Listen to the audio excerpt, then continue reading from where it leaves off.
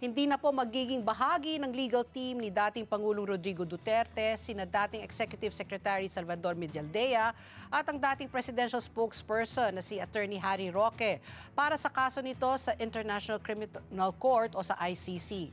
Ito po ang binunyag ni Vice President Sara Duterte matapos po ang kanyang ikalawang pagbisita sa kanyang ama sa ICC detention facility. Ipinaliwanag po ni VP Sara na pangungunahan ng British-Israeli lawyer na si Attorney Nicholas Kaufman ang legal team ng kanyang ama. Pero meron pang isang abogado daw na sasama sa defense team ni Duterte. At kakausapin pa ito ni VP Sara.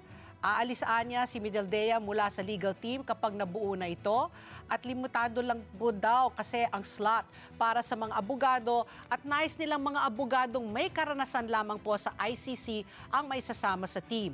Hindi na rin po maisasama sa legal team ng dating Pangulo si Attorney Harry Roque dahil sa hinaharap na komplikasyon nito sa pananatili sa the Netherlands. Kasi ba naghain nga siya ng asylum. So ayon po kay VP Sara, mas gusto nilang nakatutok ang abogado sa kanilang kaso. At mas mabuti na rin anyang tutukan ni Roque ang kanyang aplikasyon para sa asylum. At una na pong sinabi ni VP Sara nung nakarang linggo na si Kaufman po ang legal counsel habang supporting lawyers lamang po sina Attorney Roque at dating ES Medialdea. Samantala, kumpiyansa naman po ang lead counsel ng dating Pangulo na malakas ang depensa nito, kabilang na po ang mga issue sa kanyang pagkaaresto. Naniniwala rin umano siyang mapapawalang sala ang dating Pangulo sa lalong madaling panahon.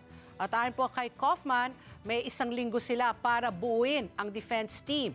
Opisyal na po itinalaga si Kaufman na lead counsel kahapon. At dati na pong nagtanggol si Kaufman sa mga personalidad tulad ni Jean-Pierre Bemba ng Congo na ayon sa Google, siya po ay na-acquit.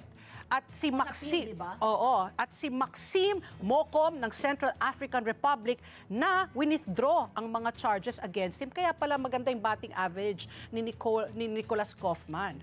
So naniniwala rin ang international law expert na si Attorney Matthew Irasga na malaking tulong sa defense team ng dating Pangulong Duterte si Kaufman.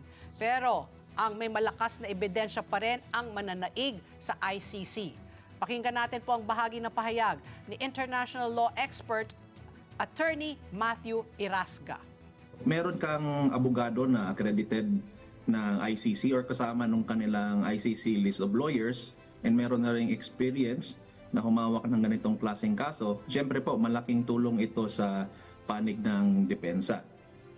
Pero atin pong tandaan na ang pagdating sa mga court proceedings tulad nitong sa ICC, ang nananaig talaga is yung lakas ng ebidensya ng prosecution pati nung sa depensa.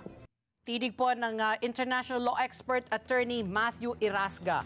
Samantala, nananatiling na sa ospital po ng detention facility si dating Pangulong Duterte.